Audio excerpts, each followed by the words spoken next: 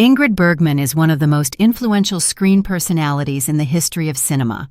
A talented Swedish actress who redefined the standards of natural beauty and authenticity in Hollywood acting. In a career spanning 5 decades, she captivated audiences worldwide with her natural, unadorned beauty, along with a sincerity and simplicity that was praised by producer David O. Selznick. She was the second actress to complete the American Triple Crown of acting, and is one of only 4 actresses to receive at least 3 Oscars for acting.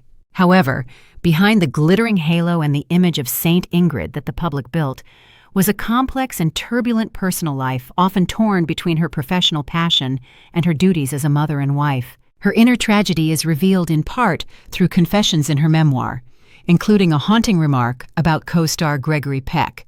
He was huge. This was not simply a comment about her physical appearance, but also an acknowledgement of his emotional weight, his integrity, and his profound influence on her, something far beyond what the public had ever known. What led a great star to suffer such a cruel contrast between the pinnacle of her career and the brutal punishment of public opinion, leading to her exile from Hollywood? Did her tragedy stop at the scandal with Roberto Rossellini and the condemnation on the floor of the U.S. Senate?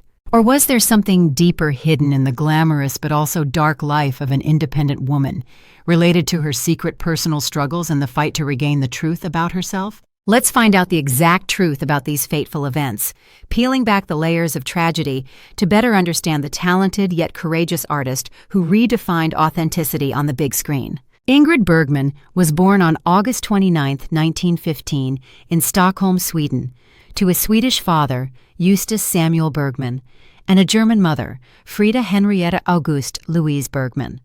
Her childhood was soon shrouded in tragedy when her mother died when she was only 2.5 years old. Her father, a photographer, loved to capture his daughter's image, leading Ingrid to later describe herself as perhaps the most photographed child in Scandinavia. He wanted his daughter to become an opera star and sent her to 3 years of vocal lessons.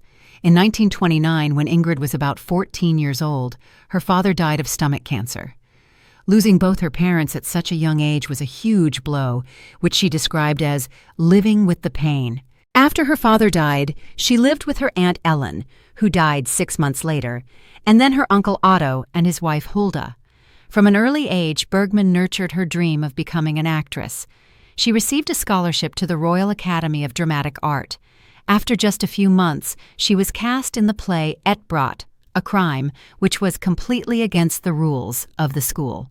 During her first summer break, she was hired by the Swedish film company Svensk Filmindustri, prompting her to leave school after just a year to make films full-time. Her big break came in 1939, when Hollywood producer David O. Selznick invited her to star in an English-language remake of the Swedish film Intermezzo, 1936.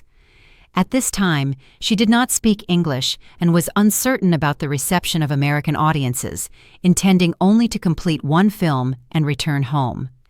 Selznick was initially concerned because she didn't speak English, was too tall, had a German-sounding name, and had too thick eyebrows.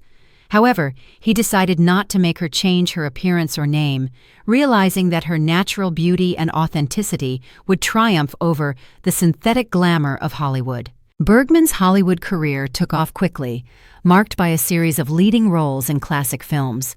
She was distinguished by her ability to portray variety, sincerity, and natural dignity. Casablanca, 1942. This is perhaps her most famous role, Ilse Lund, opposite Humphrey Bogart. The film has become one of the most beloved works in cinema history. While Bergman did not consider it one of her favorite performances, she admitted that the film took a life of its own. Critics praised her as surprisingly lovely, sharp, and natural, delivering a warm and genuine romantic radiance. Gaslight, 1944. The role of a wife driven to the brink of madness by her husband, played by Charles Boyer. For this role, Bergman won her first Academy Award for Best Actress. This was considered the pinnacle of her Hollywood career. Critics noted that her performance was emotional but restrained, not allowing her emotions to slide into hysteria. Notorious, 1946. One of Bergman's 3 collaborations with director Alfred Hitchcock, she played Alicia Huberman, an American spy who must infiltrate Nazi sympathizers in South America. The film is considered a Hitchcock masterpiece and the most elegant expression of his visual style. Bergman's performance is said to demonstrate her ability to command the screen with elegance and emotional authenticity. Anastasia, 1956. After years of self-imposed exile in Europe due to the Rossellini scandal, Bergman made a triumphant return to American cinema with Anastasia, winning her second Academy Award for Best Actress. The award was seen as a symbolic welcome from an industry that had previously shunned her. Bergman's personal life was complicated and often faced intense scrutiny. She first married Peter Aron Lindström, a dentist-turned-neurosurgeon, in 1937. They had a daughter, Friedel Pia Lindström. The marriage was built on a traditional facade, but was fractured by Bergman's growing career demands and Lindström's control of her finances. Lindström admitted living with her for her income. The turning point came when she began a romantic relationship with Italian director Roberto Rossellini during the filming of Stromboli in 1950. This relationship, while she was still married, caused a major scandal in the United States. She gave birth to her first son with Rossellini, Robin, in February 1950. After divorcing Lindström, under Mexican jurisdiction, she married Rossellini in May 1950, and then gave birth to twins Isata and Isabella Rossellini in 1952. While the marriage produced pioneering films, such as Europa 51 and Journey to Italy, it was also fraught with professional pressures and cultural differences, eventually falling apart in 1957. In 1958, Bergman married a third time, to Lars Schmidt, a Swedish theater producer. This marriage lasted nearly 2 decades, providing a more stable personal environment, although the demanding work schedule caused tension, leading to divorce in 1975. Bergman struggled with the conflict between career and family, later admitting that she had lived through the feeling of leaving the children, having a career. Her daughter, Isabella Rossellini, commented that her mother had shown that women could be independent and wanted to write their own stories. Ingrid Bergman's career was built on an image of purity and sincerity, but that image became a tragic burden for her when her personal life was not perfect. David O. Selznick deliberately built the image of Bergman as a normal, healthy, neurotic, scandal-free career woman with an ideal family life. This image was reinforced through saintly roles, such as Sister Benedict in The Bells of St. Mary's, 1945, and a Holy Virgin in Joan of Arc, 1948. However, in 1950, the scandal of adultery and pregnancy with director Roberto Rossellini while she was still married caused this image to collapse completely. Senator Edwin C. Johnson denounced her on the floor of the U.S. Senate, calling her a powerful influence for evil and declaring her guilty of attacking the institution of marriage. The American public felt betrayed because they believed her to be perfect and infallible. This public tragedy, which Bergman later called persecution and forced her to stay away from the country for 9 years, reshaped her career and her life.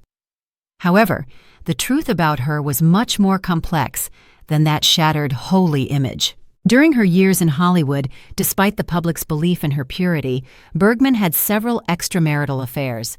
She had an affair with war photographer Robert Capa, and notably a brief affair with co-star Gregory Peck during the filming of Spellbound, 1945. This relationship was kept secret until Peck confessed it after Bergman's death. It was her memoir, Ingrid Bergman, My Story, 1980, and the details that emerged later that allowed the true depth of her personal tragedy to be explored. When Bergman wrote of Gregory Peck in her memoir, the phrase, "he was huge," was not a mere compliment.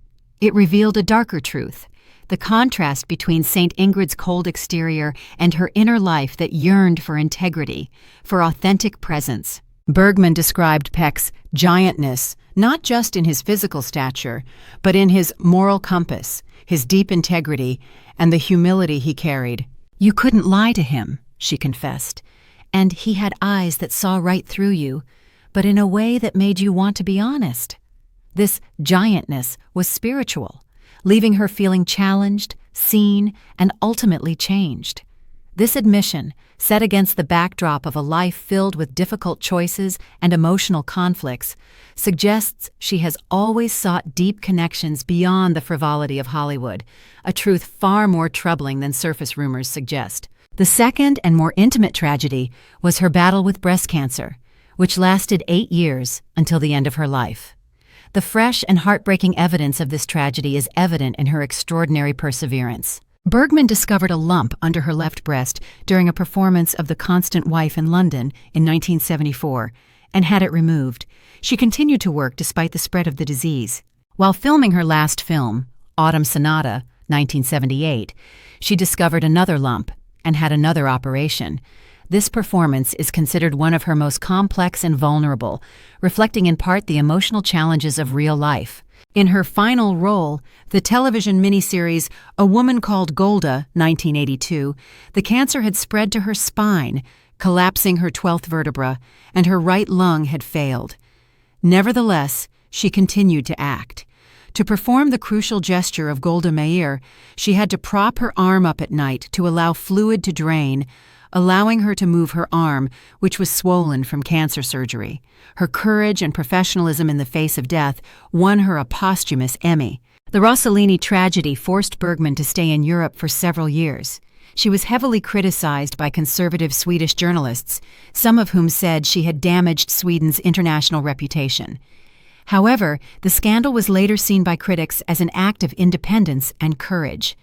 Her daughter, Isabella, said she was expelled from the U.S. because the public felt, "We foreigners and stars, we come to America, then behave immorally and set a bad example for the younger generation." The exposure of her silent battle with cancer cemented her legacy as a woman of strong spirit. Isabella Rossellini said that her mother showed courage and had a presence, like Golda, of a woman of extraordinary strength. The real essence of Ingrid Bergman's tragedy is not a sudden collapse, but the persistent tension between her utopian public image and her complex, passionate nature. She faced brutal punishment from society for daring to be true to her personal feelings, and then a silent life-and-death struggle against illness without complaint. Ingrid Bergman's tragedy stems from the sharp contrast between the image of Saint Ingrid and the desire for personal freedom and independence that she pursued. The deepest cause is the success of the marketing strategy created by David O. Selznick. That pure image placed Bergman in an unattainable position, so that when she committed human mistakes, such as adultery and divorce, the public not only felt disappointed, but also betrayed on a moral level. She was punished not for adultery, but because a nun was not allowed to love an Italian. The independence of women. Bergman was a woman ahead of her time, living in defiance of narrow social expectations. She dared to leave behind the illustrious Hollywood career to pursue love and creative collaboration with Rossellini. This reflects the eternal struggle of women wanting to tell their own story, but being forbidden by the social culture of the time. The anguish of balancing family and career that she displayed in Autumn Sonata and A Woman Called Golda is a testament to the personal psychological pressures. The need to be perfect all the time, combined with the need to hide her cancer in order to continue working, shows the great sacrifices she had to make to maintain her career and legacy. The public climax was the Rossellini scandal, where she was publicly branded a bad example and exiled from the United States. The personal climax was in her final years, when she played Golda Meir. The struggle to act with a body that was in disrepair, collapsed spine, damaged lungs, swollen hands, just to complete a character gesture shows the physical and mental struggle at its most tragic, using artistic will to overcome the destruction of the body. Bergman's tragedy is a powerful reminder of the complexities of living in the spotlight. The most important lesson is about the need for courage in being authentic. She did not let her public image define her, and she used art as a means to express her inner wounds, as in Autumn Sonata. She also left a lesson in the relentless fighting spirit. Despite her illness, she worked until her last breath, winning awards posthumously. This affirmed the qualities George Cukor once praised: her naturalness, beauty, and individuality, the elements that make a great star. Ingrid Bergman's life was a saga of brilliant talent and extreme hardship. She created a cinematic legacy that spanned 5 decades, from the graceful Ilse Lund to the resilient Golda Meir, and ultimately, she was recognized by her descendants as a worldly icon. She did something society rarely forgives. She lived authentically, independently, and powerfully, unfettered by traditional prejudices. Her remarkable career, which was crowned by 3 Oscars, a Tony, and 2 Emmys, overcame all condemnation and all physical illness. In a modern age where personal information is so readily available, what does the life of Ingrid Bergman, who was publicly chastised for her lack of sanctity, ask about the boundaries between privacy and public expectations of idols? Has society learned to accept the enormity of artists' complex souls instead of just worshiping false perfection?